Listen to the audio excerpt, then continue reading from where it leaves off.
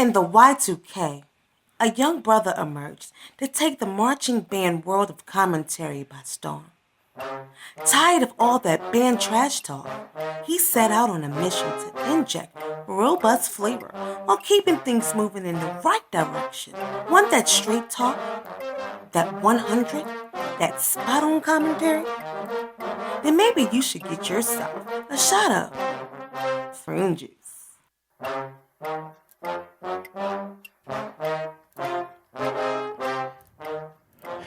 Welcome to the Prunalysis for 2016. I'm your host, Joe Beard, and happy to be of service for you. We appreciate all those listening live and listening in podcast form, whether through iTunes, Facebook, Twitter, or our website, our blog, or wherever you are on the interwebs. At the end of the broadcast, if you decide you like the show, then we appreciate a donation to the network if you feel so in your heart, of course. Just simply go to themarchingpodcast.com and click on the donate button to help improve the show and help build our scholarship fund. Tonight's show is brought to you by Block Band Music and Publishing, The Edge One Productions, and Double Time Entertainment. We welcome you to the 2016 Prunalysis, where we will discuss some great schools performances from our first major Battle of the Bands, the Queen City Battle of the Bands, hosted in Charlotte, North Carolina. We are happy to welcome back Rashad for another year of discussing bands, but this year, instead of cramming his analysis into the 90 Degree Show, we will focus more on the technical conversation with Prune Juice. Check out the 90 Degree Show each week for a pulse of the event from some people that were there, along with discussions and news about our schools. We hope you enjoy this broadcast. This Prunalysis will be about 6 schools that participated in the Week 1 event, the Queen City Battle of the Bands. We will give this time to Rashad to break down some of these schools, and in the future and throughout the year, we'll be doing our best to give more of a technical analysis between these schools. So in this podcast, Rashad will break down the performances from Benedict College, Taladega College, North Carolina Central, Tennessee State, and North Carolina A&T. Stay tuned for part 2 of our series in the 2016 series this year for the Prunalysis, where Rashad will break down the rest of the bands from the event. Stay tuned to the network for the release of part 2 of the 2016 Prunalysis series. If you're listening through our Libsyn service, you can see a comment section there at the bottom of the broadcast. Feel free to leave your comments of what you thought of the show and about what you thought about Rashad's analysis. You can email the show at marchingpodcast@gmail.com, tweet us at marchingpodcast, or follow our blog, blog4.themarchingpodcast.com. Let's go ahead and get into the Prunalysis and get our shot of prune juice. You're now here with the Prunalysis for 2016, and here with our expert, the magnanimous Rashad Watters. What's going on, sir? What's happening, Big Joe? You doing all right, man? Yeah, I'm doing pretty good. Good to hear from you. I'm glad that we're here for another year to talk about bands, but also glad that we have the time to focus specifically on the technical side of things for a little bit more of a different flavor of the breakdown. So, Rashad, sir, I will give you the floor. All right. Everybody that's listening here with the Prunalysis, basically I try to put you at the event so you can know everything that happened, every note that was played, every wrong note that was played, every wrong thing that was done, and every right thing that was done. So I'm going to be really detailed with this, but I pray that you truly enjoy this. As I mentioned during the 90 Degree Show, it was raining really hard, and so that being the case, before I had to retreat for cover and came back, I missed a lot of the 2 of the shows, and that was mainly Benedict College, and I missed all of Winston-Salem State's show. But I did catch a little bit of Benedict's show. So let's start with them. The very beginning of this show, I liked how they stood on the field. They looked very disciplined, very uniform standing on the field. There was a certain aura of confidence about that band. A brand new band director there, it says a lot. They opened by simply turning around immediately and playing from the work Carmina Burana, I think is what it's called. And the piece is actually called O Fortuna. So, if I'm not mistaken, Carmina Burana is an opera, and O Fortuna is a part of that. Dun, dun, dun, dun, dun, dun, dun, dun, dun, dun, dun, dun, dun, dun, dun, dun, dun, dun. Or most of y'all know it is. You can hate me now, but I won't stop now. Right. So they were playing that. They started with that. I will say, to their credit, I thought their intonation was very good. Articulation was very good, and the trumpets nailed the end of that. They nailed that. I did have a problem with the arrangement itself because I haven't gone back and listened to Carmina Burana since then. I kind of feel like it's in 6/4 or some unusual key, time signature 5/4, 6/4, something like that. I definitely don't feel like it's in 4/4. And it sounded like it was that song trying to be played in 4/4. So it was kind of like a mix of O Fortuna and You Can Hate Me Now. I really wasn't feeling that. Hate Me Now or O Fortuna, one or the other. Also, it's pretty clear that one of the trumpet players missed a note. Somebody went flat on that note and it just really messed it up. Other than that, great job to Benedict College for the introduction, and that is pretty much all I saw. Taladega College, right out of Alabama. First thing I'll say about Taladega, guys, I really saw some problems with bandsmanship right from the beginning. I'm sure you wonder what I mean by that, Joe. By bandsmanship, I just mean things that a marching band does, like standing at attention. This was a major thing for me. Taladega's band stood in the end zone for quite a little while before the show started. Mm-hmm. Well, people, you got to understand, if the drum major puts you at attention, particularly if you were on the field any place, the show has started now. The show doesn't start when the drum major blows the whistle to put you to attention again and then start the show. The show doesn't start then. The show started as soon as you stood at attention. You got it in the field. As soon as you're out there. It doesn't matter if it takes 10 minutes before the show starts or 30 seconds. But there were trumpets on that front row, Joe, near the center of the band, scratching, doing all kinds of stuff. Trombones on the second row, near the home side, moving, scratching, making sure they still had all their parts. Like, come on, stand still. And it really makes a difference, guys, because it'd be one thing if the band wasn't at attention and everybody's free to do what they want to do. But if you got 160 people in your band and 10 of them are moving, those 10 people look terrible. It's just something that you guys really want to focus on. I say that a lot because everything in band starts with that. If you can't stand at attention properly, then you can't do anything else properly. So anyway, the show started. You guys may notice if you watch very closely, the trombone player on the front row nearest the home side, once everybody put their instruments up, was not able to get his instrument up in time. His horn got caught underneath his sleeve, so while everybody else was marching, he was trying to figure this thing out, trying to get that horn up, and eventually got it up. Most of the band was marching, but there's clearly a few people that are just basically walking.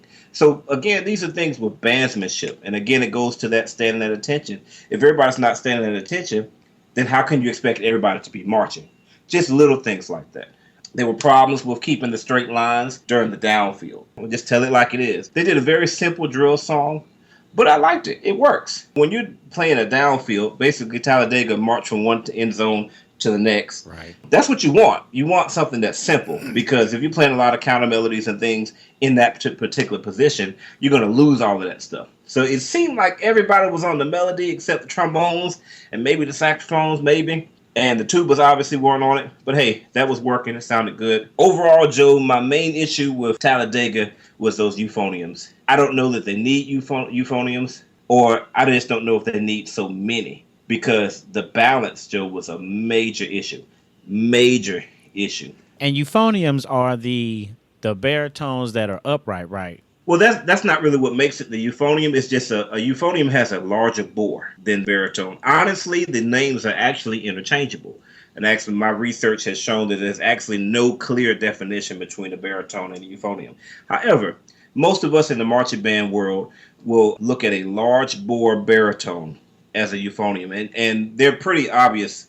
When you see them on the field, the bell tends to extend out like maybe about 6 inches or so past the tubing. Okay. And it's a lot bigger. Those things are horses. I actually marched euphonium in drum and bugle corps, and they put out a lot of sound.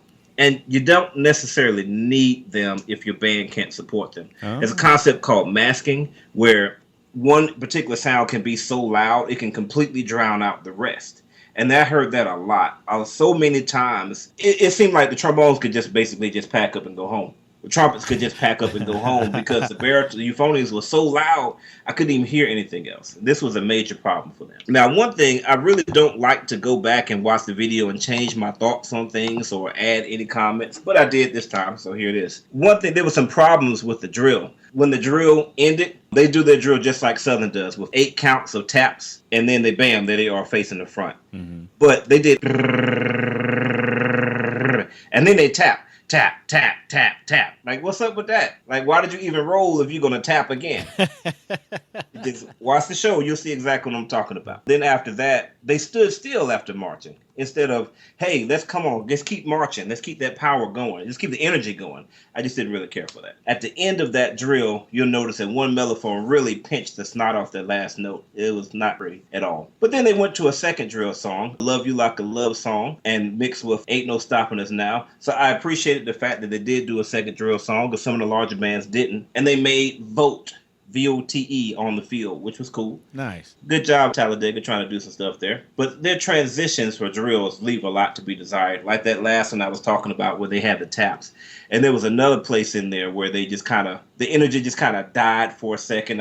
If I remember correctly, the instruments, the wind stopped playing, the percussion just did like a tap or something like that instead of just play the wind parts all the way through. Just wasn't really working. At the end of that, a tuba player really killed a note. Dance Girl song was No More No Lies. No More No Lies. Remember that one?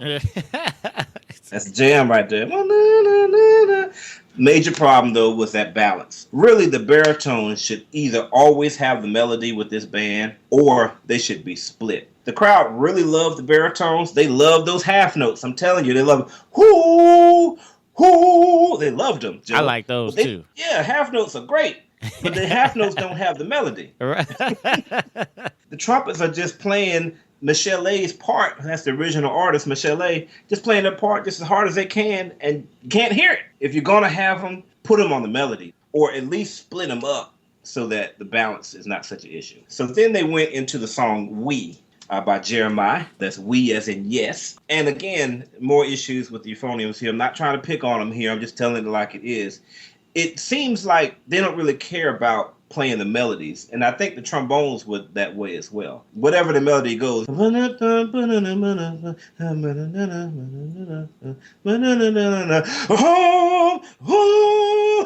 They don't care about the melody. They just care about those half notes.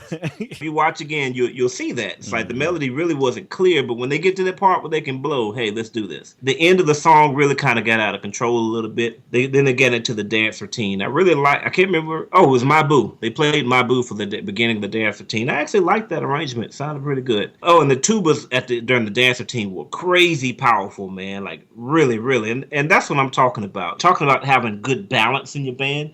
You got to lead from the bass, not from the middle. I'm glad to see that their tuba section was really doing their thing right there, and the crowd really loved it. One thing I didn't like, and I'm sure you agree with this, they brought out the big girl. I was kind of ashamed that we're still cheering for that. Like in 2016, are we still doing that? Are we still bringing big people out, making them do splits? Was it just one? Just one. Oh, wow. Well, you bring out the big person, they knock out the drum majors, and then they do a split. And I thought it would usually be like two or three. The one is super old. Yeah, well, the band's a little smaller. Oh, so that's maybe right. Okay. Those people got cut, I guess. I'm really tired of seeing that. They did their sideline, blow down. Great job, euphoniums, very powerful. So let's tie this all up. Really, as far as Taladega is concerned, the number one issue that you have with them is that it seems like every instrument is competing to be the loudest person. And there's nothing wrong with, if that's your style as far as, hey, let's everybody play loud. There's nothing wrong with that. I like that. But you have to work as a group to do that. It's kind of like 3 fat people trying to get through a door. One door. And you get a little bit of this person's arm and a little of this other person's leg, and you don't really get one clear image coming through. And that's exactly what Taladega is kind of like right now. You don't hear a whole baritone or euphonium section. You hear this one euphonium player sticking out, this one mellophone player, this tuba player. It doesn't have a balanced sound. Southern plays in a very similar way as far as power is concerned, but you don't notice individuals sticking Right. out. You They notice have that right. when they hit you with the sound, it's the trombone section, it's the mellophone section hitting you with that sound. Last thing I'll say is articulation matters. When you're playing your notes as powerful as you want to, you got to articulate. That makes a difference. All right, so that is Taladega, Joe. What you think about that? I'm actually not surprised. A lot of people was talking about Taladega in a similar fashion, but it doesn't sound like from what you broke down that it was that bad. I think Christy said, and when she said it, there were no slaw bands. So it was just decisions or maybe play calling as far as Taladega was concerned. And I think that when you talk about who was blowing, I think that's like their identity. You can come here to blow if you want to, but now it seems they have the internal battles to maybe see who's out blowing who. And it would be funny if there is some Taladega folks out there that's like, yeah, that's who we are and we like it, you know? I got to clarify. You said it wasn't that bad. I would say it was not really that great, honestly. Okay. So much sticking out and so many issues as far as balance was concerned. Maybe they don't look, they don't, maybe you could say, oh, that was a pretty decent show because they're very powerful. But let's say if they took that same show to a SWAC competition where every single band is loud, you would see that. Or in the Honda Battle of the Bands where you're in the dome situations, the power doesn't come at you as much. Just like you saw them in the Honda, all of a sudden you would start to notice the fact that there's a lot of imperfections that need to be worked on. I think Taladega has a lot of potential, and I really appreciate everything they've done in just a handful of years. But there's a lot of things that need to be worked on.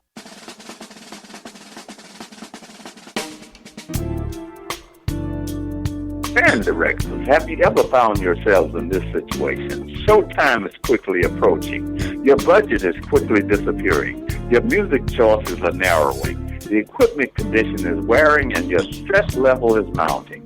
Stop what you're doing and contact Block Band Music and find out how we've got you. Check www.blockbandmusic.com, providing music, equipment, gear, and accessories to show style, core style, and traditional bands worldwide.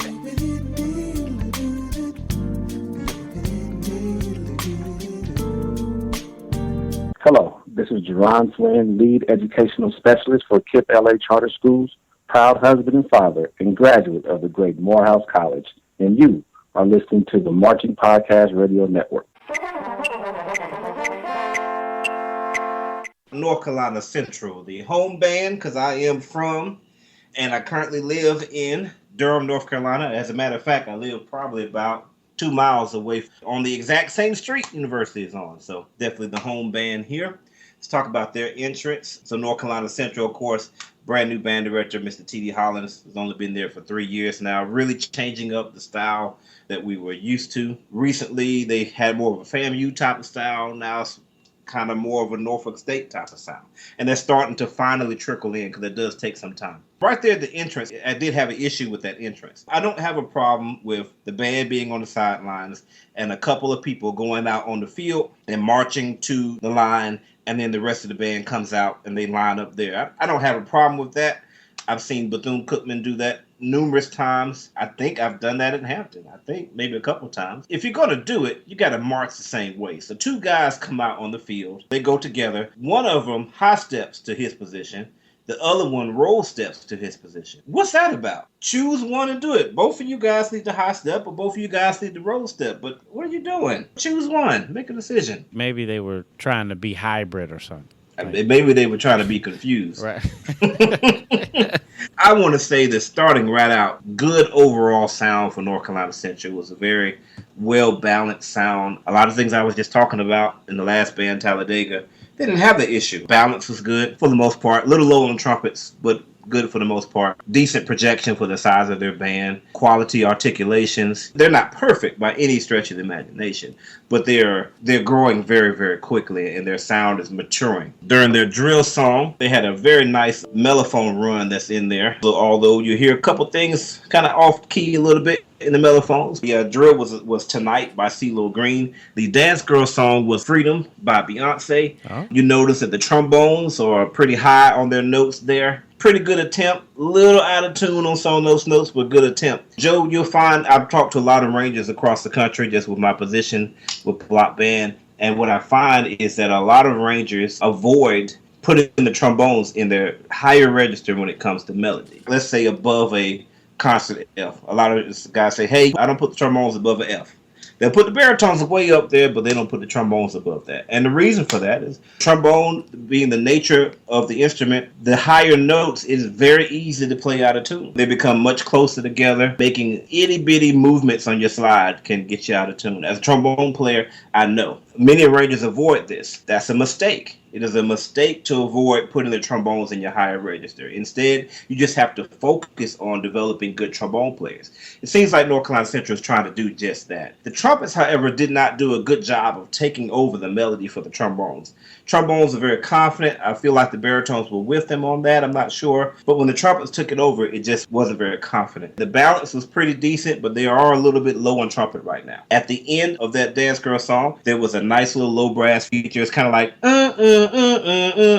so let's need to clean it up some. There were some out of tune parts with the mellophones towards the end. Now let's go ahead and go to the next thing, which was get up, stand up for your rights. You know, this is Bob Marley here. Yeah. I'm not really sure who has the background parts during the chorus here. I could see, I was looking at a trombone player, and I could tell he was playing the melody, and I think the second trombones had the background parts, but whoever it was, we need more of that. It sounded kind of thin a little bit. Get up, stand up for your rights. That was strong, but you gotta have whatever the background part is going to be. We want to feel that too. We want to feel the whole song and not just the melody. Now, towards the end of that, they actually had several people come out on the field, held up different signs that mentioned Trayvon Martin, others. The announcer said, if Black Lives Matter to you, put your fist up. Oh. You know, so that was really cool. And I think that we, kind of like Christy was saying, we look forward to seeing North Carolina A&T and North Carolina Central battle each other because, of course, A&T's homecoming show last year, they did a Black Lives Matter show. Joe, one thing I thought was pretty cool was there was like a really large white dude right in front of me. You remember the drum line, right? Like, you remember the tuba player? Yeah, it was like his dad. He's 300-something pounds, but not 300 pounds of fat, 300 pounds of muscle. You know what I mean? He stood up and put his fist up. I said, man, that's something beautiful right there. Word? Yeah. Oh, I thought you was about to say it was something different, but wow, okay. Well, I mean, I guess he was there in the first place. He was there in the first place. I feel like he marched with South Carolina State. I'm not sure, but I think he was with the South Carolina State people. I think that says a little something about our culture and the fact that even though we have so much negative thrown at us all the time about racism, that there are some positive things that are happening in this nation. Okay. So good overall from Central, not flawless though. Dance routine, drum majors were not in line there. They need to get that. Their dance routine was a little too long for me. And this has been like an issue for me and like North Carolina Central since time immortal or memorial, however you say that phrase.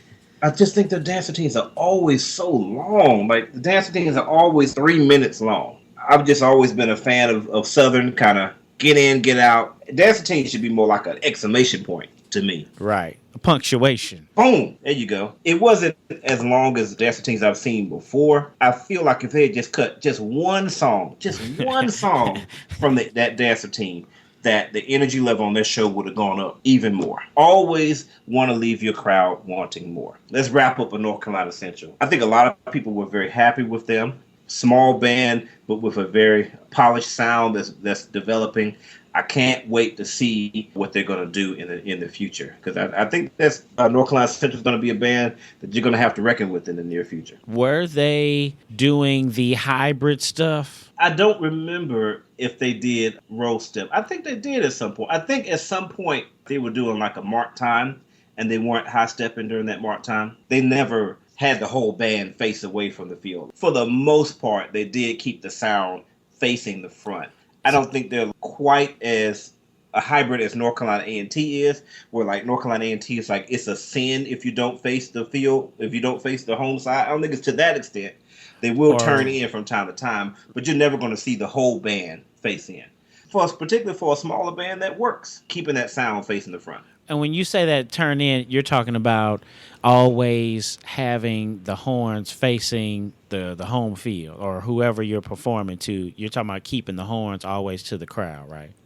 Yeah, it's always a good thing as opposed to turning in, facing the end zone. It's always a good thing to try to keep those instruments to the home side as much as you possibly can.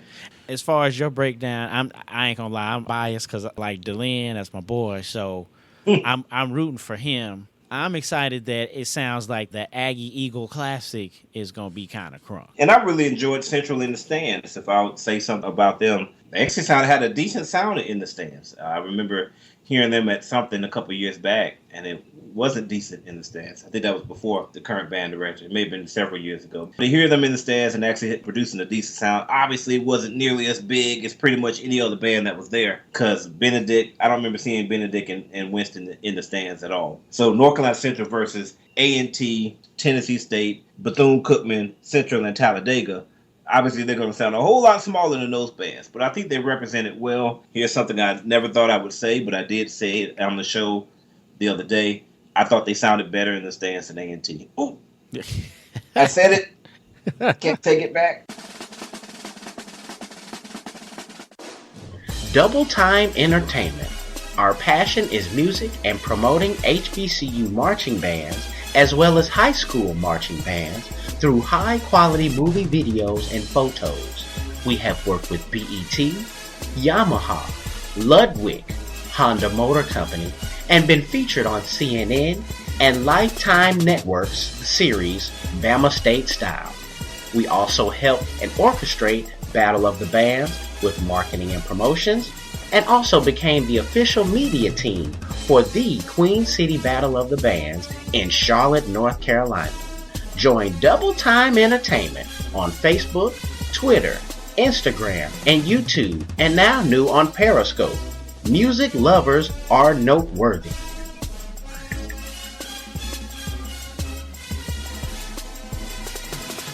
Hello, my name is Kellen J. Christian. I am the director of bands at Oak Haven High School in Memphis, Tennessee. I'm also the assistant director of Taladega College in Taladega, Alabama. I'm a native of Chicago, Illinois. I'm a 2007 graduate of the University of Arkansas at Pine Bluff. M4, baby. Swag, stand up. And you are listening to the Marching Podcast Radio Network.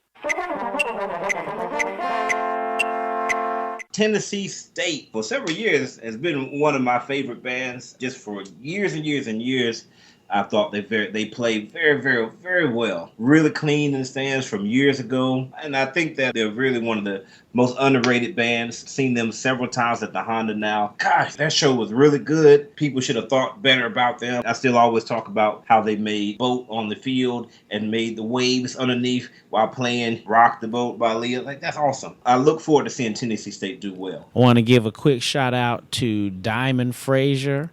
She's our scholarship recipient. And I would just continue to give her shout out and her props. She finished band camp and making the connection. Since you saw them there, she was one of those students out there on the field. So good stuff. Yeah, so it was good stuff. Sending her scholarship money. She sent me the text. She's going to class and got a roommate, and she's Snapchatting stuff, and yeah, she's moving on. And Andy's doing well too. Andy had sent some stuff too, so we'll try to make sure we do some Pine Bluff games this year too. Well, good job, Diamond. Joe, I didn't know that Tennessee State was the type of band that they are now. I tend to think about Tennessee State as that band that's going to outplay you. I think you being a Jackson State person, the Boom, you know what it's like. Those Tennessee State-Jackson State battles are always epic. I'm pretty sure you would probably say that Tennessee State is normally not going to try to blow you out of the stadium. Is that right? That is correct. That game is only the Southern game. Right. That's the Southern game. Tennessee State is that band. They're going to play Jamaica Funk. They're going to play the trumpet solo exactly the way that it goes in the song, and they're going to do everything they can to just play circles around you. I didn't expect what I heard in the stands when they cranked up. I don't know what they cranked up. I care less what they cranked up. It was loud and it sounded really good, and people were very excited about it. They sounded good. That's the thing about it. It wasn't just a whole bunch of out of tune blaring, ton of trombone coming at you from those chords and melodic things they had, baritones or euphoniums. a lot of sound all throughout the band. So I was very impressed with the amount of power that they had, and so was our crowd. So now let's take it to the field. A different thing on the field. They were closer to us, but actually the opening song was actually softer than their performance on the field. And that kind of disappointed me a little bit. Honestly, I think it had a lot to do with song choice. So the opening song was for the drum majors, and they were in like these curlicues on the away side of the field facing us.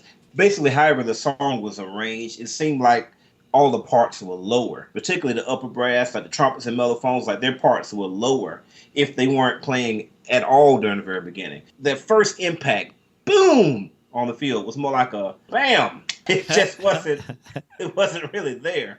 Also, drum major just leaned back, and then one of the drum majors fell. No. Watch the video. He did. He fell. Yeah, that hurts. They did this thing where they tossed their maces between each other. You got to tighten up on that, guys. If you're doing a toss, you should never have to wait on the toss. Okay, I'm tossing my mace. Okay, here's my, okay, I'm about to catch. Okay, I caught it. No, it's supposed to be, I'm tossing, I caught it. Boom. Like, it's got to be tight. It should be like, it's supposed to be like fast, like they throw, like boom, like, yeah. And kind of like what you described, there was like hesitation where it's like, oh, I got to make sure I catch it.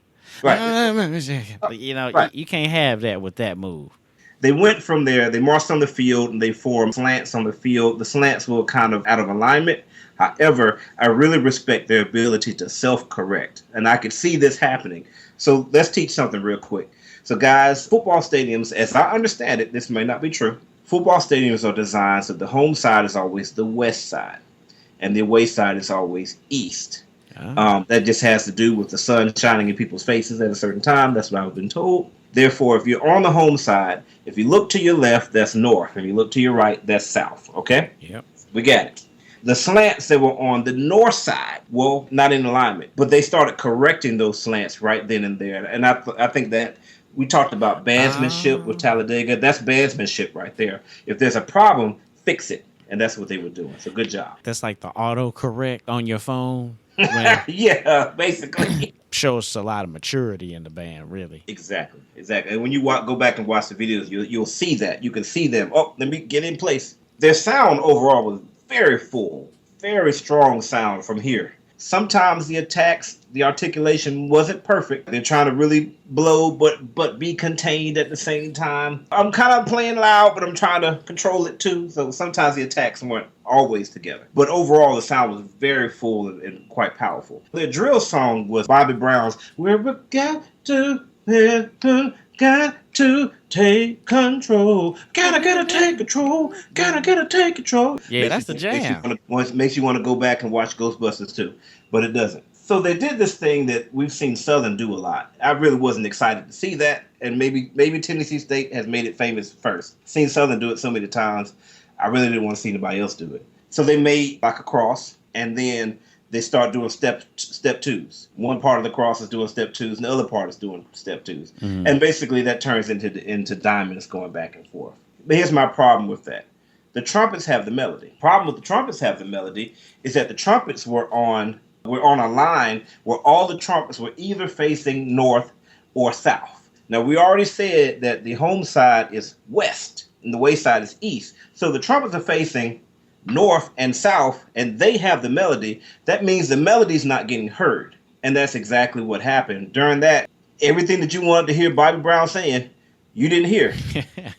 Only thing you heard was the baritones, trombones back there, mainly the baritones. The baritones had some of the melody here and there, so you really couldn't get the full impact of the song. I remember recently, I joined a group on Facebook for arrangers, but it was actually more like a core-style arrangers thing. Mm-hmm. And somebody posted on there, hey, how often does the visual coordinator ask you for rewrites on music? And I thought about that. Yeah, that's kind of what should have happened in this situation. In this situation, the drill and the music didn't work. So either we need to change the drill, or we simply need to rewrite the music so that either the baritones or the trombones are on the melody as well during that, so that we can continue to hear the melody and not let the trumpets be drowned out. And that's definitely the play calling, our coaching, and how their squads are set up. We had that block band. Well, block band was essentially, it was to keep the balance of the band no matter where we were, on, especially on the dance routine, because we had the drums in the middle and then we have the two sides of the block. Well, the instrumentation is balanced on both sides. So, Right. but those are still our squads. So that makes me wonder, in their squads or whatever drill they had, I wonder if they're even set up in squads. Like, that's interesting that you say that, but it's also interesting that Tennessee State wouldn't know that. I mean, you know what I mean? Well, they definitely were in squads because that's the only way that you can really effectively do the step twos. Everything was symmetrical, so if the trumpets had been facing the front, balance wouldn't have been an issue at all. But it's just the fact that half the section was facing north, half the section was facing south. You just lost it. But absolutely, for every band that's out there, you got to think about the total package. Your drill and your music for the drill, they've got to fit. They shouldn't be arguing with each other. There's a lot of things, and I'm not going to get into that, but what instruments are facing what direction. It's easier to change the music once the drill is written than to change the drill. So change the music to make it work, to fit your drill. After that, though, they made a really attractive drill formation. It was just something, just pretty. It wasn't a word or anything. It was just something very pretty. So good job on there. As soon as they hit that formation, they started dancing, which is, I think, is something that a lot of bands don't do enough. A lot of bands try to limit their dancing to the end of their show. Mm-hmm. I've always given credit, particularly to FAMU. In the middle of the drill, hey, let's dance real quick. Because the drill is a lot of times the part of the show that gets the least hype. Unless you made something really cool, if you're just making formations and things like that, so okay, we're watching your drill. That's cool. But oh, they dance. Oh, that's cool. That keeps the energy going. I thought that was a good choice to do that.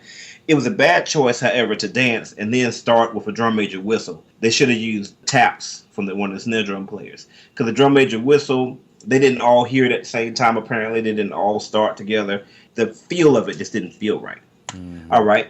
Let's go from there into the Dance Girl song. They played Blow by Beyonce. Great choice. Very good, very lush chords on there. The sound, again, was really the opposite of Taladega's sound. It was just so rich, so full, so balanced, every section. I mean, it sounded really, really good. There's a part in there where Beyonce says something like, I'm going to want you to come and knock that cherry out. It's definitely an X-rated song. I was listening to it. I'm like, dang, Beyonce, good gracious, you kiss your daughter with that?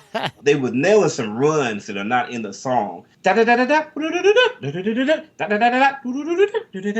like the trombones and then the trumpets and the mellophones or somebody. I don't remember exactly, but those runs were awesome. Then they went into their slow song, which is All My Life by JoJo and KC. Man, I've been trying to tell y'all, people love the trombone. That's one thing that Tennessee State has always had. They always have a very strong trombone section. And you hear it at the beginning. You hear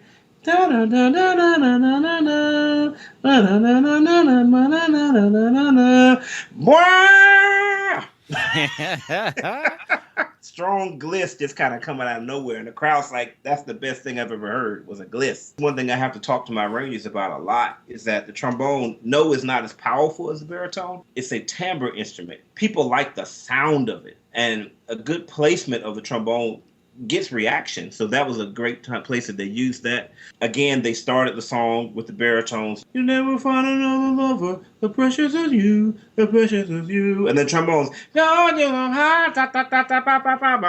that trombone on it again right. Gets that crowd hype. I would have liked to have seen if maybe towards the middle of the song, they go back to the trombones again and then take it out instead of just keeping it on the trombones. Just a difference in texture, I think, would have worked for that. But that's an arranging opinion. They played it well. There were some great runs in there. And Joe, I'm going to tell you, this was the best slow song of the night. And we heard some good slow songs. That was the slow song of the night. So let's go to their dance routine. Just like I said on the other day, Tennessee State used to always fail as far as dance routines were concerned.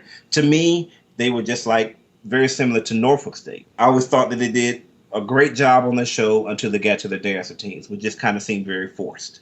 And Tennessee State always felt that same way. Okay, we have to dance, so let's dance. That wasn't what happened this time. It was a very hype, energetic dance. They know how to dance now. I don't know what changed, but they know how to do it now. And it was exciting. They went from there to making the TNSU formation, and then they did like another dance routine. Now, this was kind of shaky because the band was spread out all over the field, and so phasing started to be a problem here. Just a slight problem, enough for me to notice. So let's wrap up with Tennessee State. Great sound. Not perfect on articulations, but pretty doggone good. Very powerful. If you like projection, if you like a loud sound, they did that. They're not Southern, obviously, but they do produce a good sound, do a good job with the drilling. I think the drill was the low part of their show. And honestly, my other major problem with them was the fact that they didn't really drill that much. That's the number one thing I like about Tennessee State. It's, again, making the boat a couple years back at the Honda. They made like this Scrabble type of video game, and they changed the letters around. They've made Pac-Man on the field. They've done all kinds of creative things on the field. And so for me, it was a major letdown to see them make one little formation that didn't really work musically. Well, some slants, one formation that didn't work musically, and one that was really nice, and that was it. That was kind of disappointing for Tennessee State. So that was the low part for me. Outside of that, they had a challenging show musically, and they performed well. A couple years ago, Ohio State was hitting the news with all the stuff that they were doing, and it was on social media, and it was always kind of a point of conversation on the fifth a little bit. And of course, it was how it was being covered. People were like, oh yeah, Black School's been doing this for a while. And of course, people bring up FAM as one of the originators or as the originator of that. But I've also heard that Tennessee State was actually the first band to start doing animations and stuff like that on the field. That history with Tennessee State is real. You're going to make Dr. Davenport call in. Well, Joe, you know, I wrote the animation. I know, right? Just like you said, sound is rich. Just what you talk about, I think, of Dr. Davenport. It sounds like they were who they were, but like you said, they had a little bit more power with them, maybe a little bit more attitude with them this year.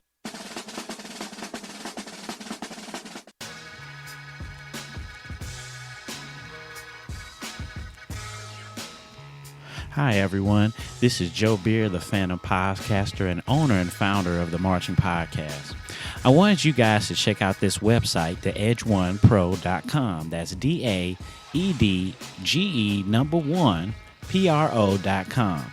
This is the website of my man Garrett Ederson, the media director for Southern University's famous Human Jukebox. If you want to see great bands and get a good idea of the HBCU experience, log into theedge1pro.com. Garrett has photos and videos of events on campus, along with parades from bands of all levels. So check out my man, The Edge One Productions, and theedge1pro.com. Hello, this is Kelly Charles, an educator from Houston, Texas, and a very proud graduate of Grambling State University, the place where everybody is somebody. I'm looking forward to sharing with this listening audience all of the great things about my experiences in the field of education. And of course, I have to talk about the world-famed Tiger Marching Band. Finally, shout out to my sorors of Delta Sigma Theta Sorority Incorporated. You are listening to the Marching Podcast Radio Network. North Carolina A&T, the home band. North Carolina Central was the home band, at least for me, because I live in Durham. Pretty much when it comes to something that's happening in North Carolina, it's really about A&T. At least it has been to this point, even though we've got more show-style bands than anybody else in the state. If you're from North Carolina, you know. North Carolina A&T shows up at a Battle of the Bands, pretty much, particularly in the stands, it's done. They're going to play something like You Don't Want to Go to War, and it's going to be done. That's not what happened. It was not done. It was not done at all. It was very undercooked. In the stands, they matched up against Tennessee State, and Tennessee State played a very powerful song to open up, and then A&T started, and as I mentioned on the 90 Degree Show, it was something that probably would have been better on the field. Had a lot going on, a lot of exposed parts. Golden Light did a great job. They did formations in the field and changed uniforms 3 times, but it just really didn't match up with what Tennessee State just played. Then they played their second song. You really began to see where some of the problems with A&T's band lies. It was a song like Talking Outside of Your Neck. A lot of times the sections will do their own thing. So the trombones got their thing. Trombone section is very powerful. I've been someone who has been on A&T's trombone section a lot. I've never really thought they produce enough power for me as a section. But to me, this is one of the best trombone sections that I've heard A&T have. Wow. Very strong. They played very well in the stance on their feature. But the baritones, I don't know. It's like 8 of them, 7, 8 of them. Man, what happened there? If you watch the stands video of them, it was just kind of quiet. Here come the baritones. Man, now you see one of A&T's problems is it sounds like they have a very young baritone section. Throughout their show, you see a lot of times where they're kind of really thin as far as the sound is concerned, that they're not really filling up the instrument. Here in this situation where they have an exposed part and they have the opportunity to really just lay it on us, they really hold back a lot. I think that's mainly because they just have a young section. If they don't have a young section and they have some experienced players and they're just not really doing it, then they need to blow. They need to put the sound out. Right. But this definitely hurts A&T overall as far as the overall thickness of their sound. Same problem is in the trumpets. They are a little lacking as far as the trumpet section is concerned as well. They do a decent job. Trumpets are there when you need them, but they're not. They're there normally when there's important melodies, but they're not always there. They're not consistent. Has A&T ever been known to have a really good trumpet section? Yeah, they've had a lot of good trumpet sections. They sometimes struggle with balance a little bit, really like most of our bands do nowadays, since the baritones become more of an important instrument. Mm-hmm. But for the most part, the trumpet sections have been there. And they've done a lot of really cool, you'll see them do a lot of really interesting things in the stands. Maybe it's just they have a lot of freshmen. I'm watching these shows to try to get ready, and the first thing I see is, wait, is that a mistake? Is that show 19 minutes long? Oh. Over 19 minutes long? Where everybody else's show was 10 to 12 minutes long? Wow. Woo. They started out, they were core styling on the field, facing east. They sounded very good. Very blended, very in tune sound while marching away from their home. Then they faced into each other and they did some very smooth moving in and out of each other, like lines that they were making were crisscrossing each other. And that was very smooth transitions. Incredible entrance they did. Very exciting, very good announcing. The announcer did a great job of building the suspense as well as the band. And then they danced a little bit during the intro. The dance was like so smooth, you almost missed that it happened. But it did happen, and it just added to the suspense. Then they turned, and it was very powerful. Trumpet started in a low octave, and then they gave us what we wanted by going up a whole octave over that. So it's like, man, that was great. That was awesome. The only thing I would have added to that is that there's like a little tag in the trumpets at the end. Kind of wish that had been up an octave. Other than that, it was cool. So hats off to that. I think North Carolina A&T has started to master that. One thing you guys might want to consider is to having some type of backup for the microphones, because the announcer's mic was cutting in and out a lot. He was there most of the time, but if that mic had gone out, Joe, it would have ruined A&T show. It would have ruined it. I think that there definitely needs to be a backup. I remember at Hampton, something happened where our announcer was locked out of the press box. Like he couldn't get in for whatever reason. And so we had like a microphone system, and I guess the system was strong enough to fill up a major football stadium. He was able to grab the mic real quick and continue to do the show from down there. That was awesome. And I think the North Carolina A&T needs to make sure that they have some type of backup like that. Because again, if that mic had cut out, then it wouldn't have worked, because the announcer's part of the show is so important. Yeah. That it just won't work without them. So anyway, they did some backwards marching. They did some other intricate things there. Got to work on the backwards marching a little bit, but you got to give them credit for marching straight lines, marching backwards. God, that's hard to do. A lot of times you see the core style bands do things, but normally you're trying to march in amorphous formation, which is a lot. Being a core style person initially, it's a lot easier to march a asymmetrical shape backwards than it is to march a straight line backwards. Easy to march a straight line forward, not as easy to march it backwards. Got to give credit where credit's due. Then the announcer was, all right, ladies and gentlemen, give it up for Blue Cross Blue Shield. Oh. And then they made the cross and the shield on the field. They gave $1 million to the university. That was cool. Like I think bands should do that. That's more dope. often. Yeah, that's dope, man. They should definitely do more advertising, but it just didn't work. It's kind of like they've made Sprite on the field, and they make this really cool Sprite. Yeah, we seen the Southern make ESPN and Coke on the field. Oh yeah, Coke is it. But Blue Cross and Blue Shield is just not really hype. Nobody's hype about that because they think about having to pay that deductible. Give it up for Blue Cross Blue Shield. It was kind of quiet, you know what I'm saying? So everybody was kind of uncomfortable. Like, man, my deductible. Gosh, right. I Or think either insurance. Oh, insurance. You know what I'm saying? I got to call those people, you know? I think it would have worked better if they had formed something else as well. If they formed Blue Cross Blue Shield and then maybe formed Sprite again or Amtrak or one of the other sponsors. I think the crowd just needed to see one more of those to really be able to give that attention. They went from there to their percussion feature.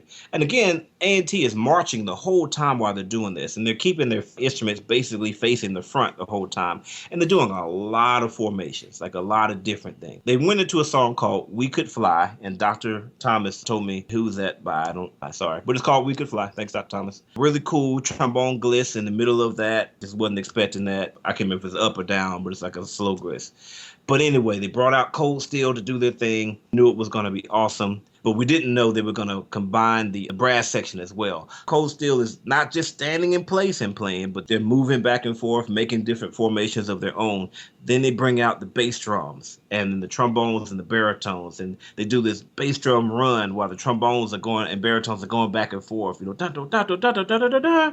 Gosh, that was cool. Then the mellophones and multitoms do something not as cool. The mellophones didn't seem like they really pushed them as hard, and the flugelhorns were out there with them as well. Then they brought out the trumpets and the snare drums, and the trumpets all did this thing where they kind of laid on each other's backs and played. That was pretty cool. But Joe, they broke the trumpet sin. The trumpet sin is if you have a trumpet feature, you have to end it with a high note. Oh.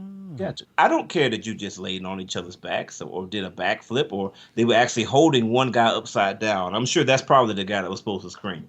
Right. Yes, we're excited for you that you did that, but we really just want you to play the high note. And you know, it's kind of anticlimactic that it didn't go at the end of that. As a trumpet player, you know what I'm talking about. Yeah, laying that crack right at the end. Exactly. I'm sure there's not a single trumpet fanfare punch that you guys played, and no matter what you did, it didn't go right at the end of it. And then have the echo round and ring around the stadium. You know what I mean? Yeah. That's tight. Yeah. Trumpets played that high note, dog on it. They went from there. Cold Steel continued to do a lot of other formations on their own. They brought the cymbals out to the front. The cymbals were passing their cymbals around. Wasn't very smooth. Most of them did it right. And just for some of the folks listening know, Cold Steel is the drum section of North Carolina A&T, and they're pretty famous. Mm-hmm. They've got some little prestige with them. I follow them. We follow them on Twitter. So yeah, it's a good drum section, and usually A&T usually features them, especially some of the SWAC folks that may be listening who Cold Steel was. So some of the SWAC people are like, tonal bass drums. Explain this. Right. But yeah, that was awesome, man. I mean, it was just so exciting. So far, everything about A&T's show has been just on point. So they did another drill. Tubas came in with something that wasn't quite as clear. And this, Joe, seems to be a problem with A&T's tuba section year after year after year after year. It seems like the rest of the winds are getting cleaner and cleaner as far as articulations are concerned. But tuba section is like they can never they just never can really get those clean. And I hope that that's something that they will focus on, because it does take away. You know, it's the bottom of if your foundation is not solid, it's hard to be right. Long tones and changing your articulation for what ranges you're using. This is something, so I'll go ahead and say this for all tuba players out there. If you're playing below a B flat, or even let's say below a C, way below the bass clef, it's good to use an O sound. Toe, toe, toe, toe, toe. If you're playing between that C and maybe tuning B flat, it's good to use a two. Two, two, two, two, two, two, two, two, two, and not toe, toe, toe, toe, toe, toe, toe. You can't toe, toe, toe, toe. It's not clean, but two, two, two, two, two, two, two is cleaner. And then if you're playing above tuning B flat, change that to a T. T, T, T, T, T, T, T, T, T, T, T, T, because T, T, T, T, T is cleaner than toe, toe, toe, toe, toe, toe, toe. Making that difference makes a difference in your sound. Nice. We talked about North Carolina Central and using that high range in the trombones, and this is something that North Carolina A&T has experimented with in the last few years as well. And it seems like they're actually starting to fix those problems, because that has been a problem last couple of years. But they're really starting to get a lot of good sound out of those trombones in that high register. So good job. I love the arrangement. I love how it ended with torture. Dun, dun, dun, dun, dun, dun, dun, dun, dun. It went there just for like one part. That was really cool. Let's go to the slow song. The slow song was called A Friend of Mine. Again, I don't like to watch the videos again and say, oh, I changed my mind about stuff. But yeah, this time it happened. I thought the slow song was a lot better in person than it was. When you watch the video, you'll find that there were some problems. Like they didn't really know the song as well as they should have. Great job on the low brass melody, but after the low brass melody, you're not really clear, okay, who has the melody right here? When you watch the video, you're going to see, I don't know who is playing the melody right here. But then they come in, trumpets finally come in. It was a friend of mine. Yeah. However the rest of that goes. Before you that lied, happened. You cheated, and men are horrible. Oh, sorry. Exactly. But there's a lot of mistakes that are going on here. And there's a couple of times that the baritones are really off. And the end of the song just kind of ends out of tune a little bit. Kind of disappointing a little bit. But I love the tubas at the end. So let's go back to those tubas. They held a note. You just held it forever. Do. And then they went down. Do. Yeah, and they just held that as they transitioned into the next song, which was them going into Mission Impossible. Golden Delight, which is the dance squad and the flag squad, to come through like a safe. They brought a prop of a safe on the field. They had two guards that were guarding the safe, and they knocked the guards unconscious. And then the rest of Golden Delight came out, and the band played the Mission Impossible music to the Tom Cruise movies, and playing was really good, and those snares were on point, and it really wasn't exciting as making it sound. Really, just really wasn't. What are they playing? I was just about to say, you were saying the 90 Degree Show was really not sure about what they were playing until some of the famous parts. Right. Till they hit da da da da da da da da da. You know, you hit that, but before then, you're like, what is this? Then they played Judas by Lady Gaga. Joe, I don't know if you noticed, but it seems like every dance girl song that A&T plays sounds like do do do do do do do do do do do, because they shouldn't have hit that part again when they played Judas. But it just didn't. It really started to drain their energy because we didn't know what the heck that was.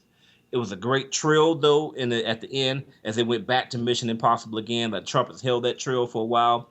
But then the thing that kind of helped it to miss is at the end. Dun, dun, dun, dun, dun, dun, dun, dun, dun.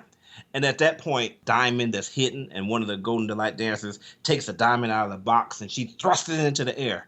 But that's not really what she did. She just kind of placed it in the air. Oh, and it's like, man, you got to thrust it. Right.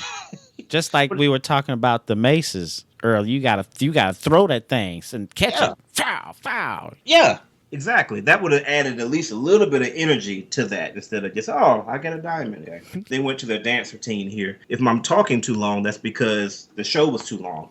Because, I mean, they did stuff, Joe, that it just wasn't relevant. God, they did some song, and I've been thinking about it. Dun, dun, dun, dun, dun, dun, dun, dun, dun, dun, dun, dun, dun. Dun, dun, dun, dun, dun. Na, na, na, na.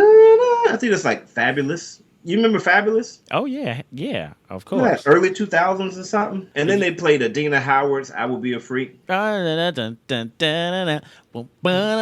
they cranking that? Yeah, they cranked that. Okay. Then they played Are You That Somebody? You know, Leah. And Are You That Somebody is a cool song, but can we play Panda? Oh, yeah. You know, I like the Panda. That's my jam. Right. I mean, nobody knows the dude is saying he's a terrible rapper, but still, it's 2016. I just don't understand what the dance community was coming up. I just don't understand. They said, hey, here's what we need to do.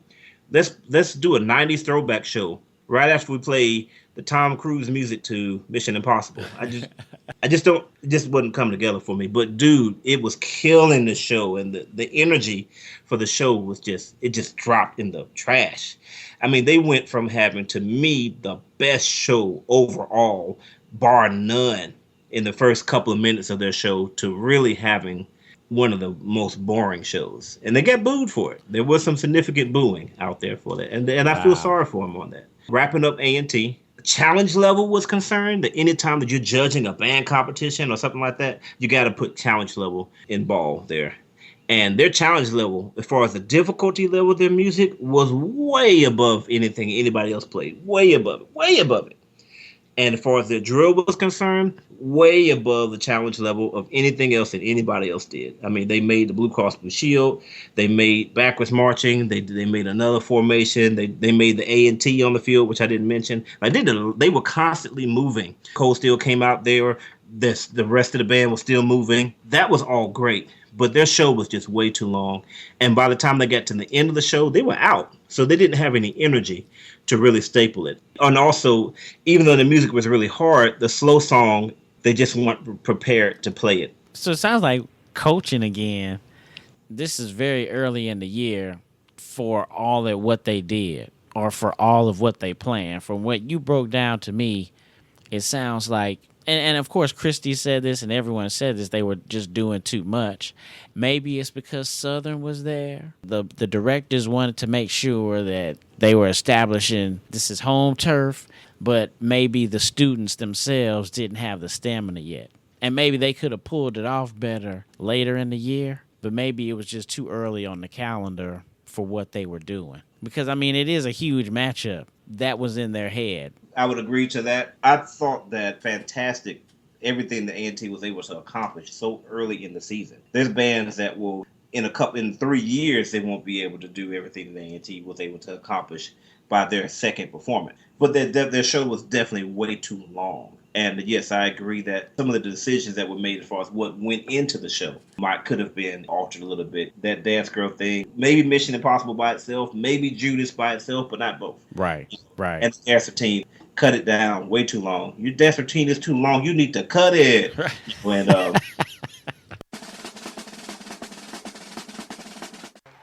That's all the time we have for the show. Check out the website and donate what's in your heart to themarchingpodcast.com. Like us on Facebook, follow us on Twitter. Thanks to you for listening. And remember, the lectures you deliver may be very fine and true, but I'd rather get my lesson by observing what you do. See you next time.